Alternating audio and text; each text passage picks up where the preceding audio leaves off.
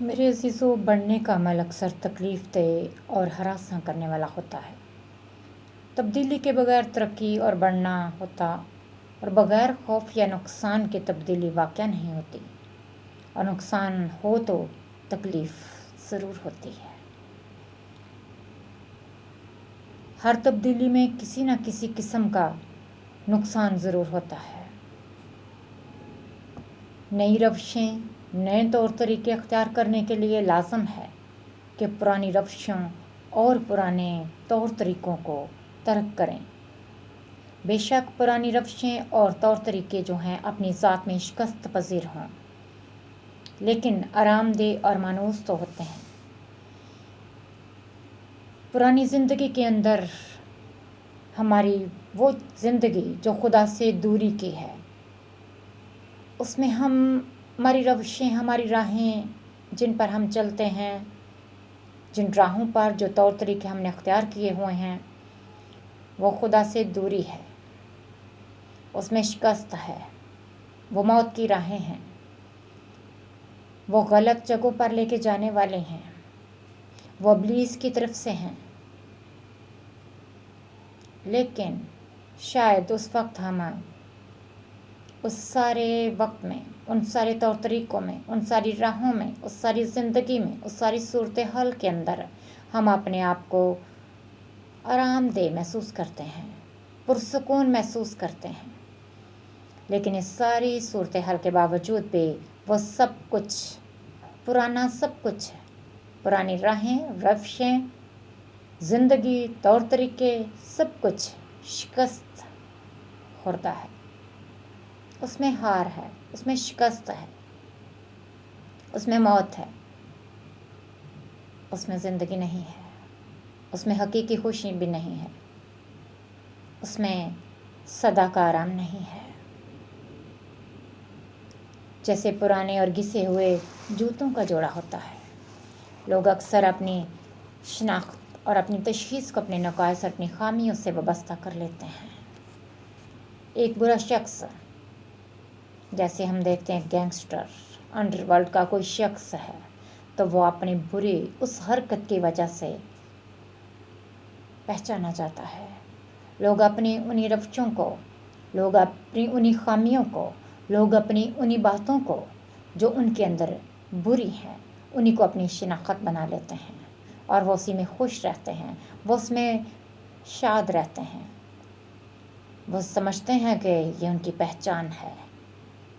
وہ اپنے سے انہیں الگ نہیں کرتے اور اسی میں مر جاتے ہیں۔ یہ ایک بری سوچ، بری روش اور برا سب کچھ ہے۔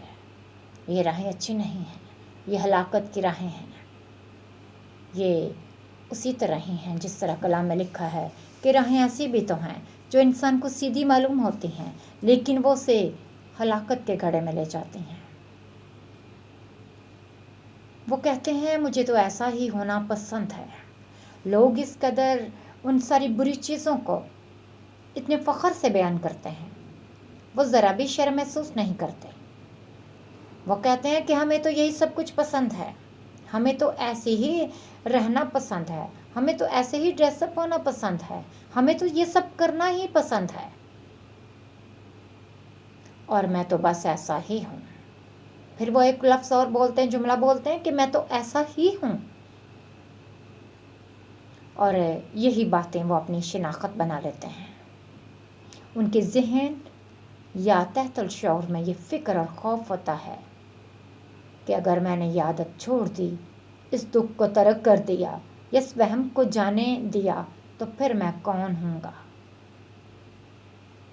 وہ اس بات کو اپنے اندر ان کو ایک خوف دبائے رکھتا ہے، ان کو ایک ڈر اس بات کا لگا رہتا ہے کہ اگر یہ ساری حرکتیں میں چھوڑ دوں گا، اگر یہ ساری بری چیزیں میں چھوڑ دوں، اگر یہ ساری کے سارے برے کام میں چھوڑ دوں، تو میری شناخت چلی جائے گی، میں کون ہوں گا، مجھے لوگ پہچاننا چھوڑ دیں گے، مجھ سے لوگ دور ہو جائیں گے، کیونکہ وہ ظاہر سی بات ہے ساری چیزیں جو وہ کر رہا تھا، بہت سارے لوگ اس کے ساتھ جڑ گئے، اور وہ برائی اور وہ خامیاں اور وہ ناکامیاں और वो दहशत और वो बुरे काम और वो चोरी चिकारियाँ और वो दूसरों को सताना, वो सताओ जो उसने अपनी ज़िंदगी में ले लिया, जो उसकी शनाख्त बन गया, वो एक खौफ है उसके अंदर कि अगर ये सब कुछ मैं अपने आप से तर्क करूँगा तो मैं खुद शायद ख़त्म हो जाऊँगा, मेरी शनाख्त ख़त्म हो जाएगी, मेरे साथ कोई नहीं रहेगा। इसी डर से वो उन चीज़ों को दूर अपने आप से नहीं करता। फिर वो सोचता है कि अगर ये सब मैं तर्क करूँगा तो मेरी शनाख्त क्या होगी, मैं कौन होऊंगा।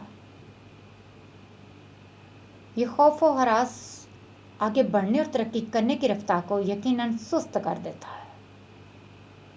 ये कैसा गंभीर खौफ है, ये कैसा बुरा खौफ है, ये कैसा बुरा डर है कि जो खुदा के पास आने से रोकता है, जो खुदा की तरफ जो राहें हैं उन पर आने से रोकता है। ये आगे बढ़ने और तरक्की करने में एक बहुत बड़ी रुकावट है। इसीलिए तो कहा कि तब्दीली के बगैर तरक्की और बढ़ना नहीं होता, और बगैर खौफ या नुकसान के तब्दीली वाक़या नहीं होती, और नुकसान हो तो तकलीफ़ ज़रूर होती है। वो तकलीफ़ क्या है? वो तकलीफ़ अच्छी है अगर आप इन सारी चीज़ों को छोड़ दो, अगर आपकी ज़िंदगी ऐसी ही है, अगर इन सब बातों में से कोई एक चीज़ भी आपके अंदर है, कोई एक काम भी आप कर रहे हैं, कोई एक सरगर्मी भी आपके अंदर है, तो आप उन्हें छोड़ दें। आपकी एक नई पहचान बनेगी। आप पुरानी चीज़ों को छोड़ें, आप आगे बढ़ने, खुदावंद आपको और ब्लेस करना चाहता है, वो आपको और तरक्की देना चाहता है, वो आपको और बुलंदियों पर लेकर जाना चाहता है। वो इस बेबुनियाद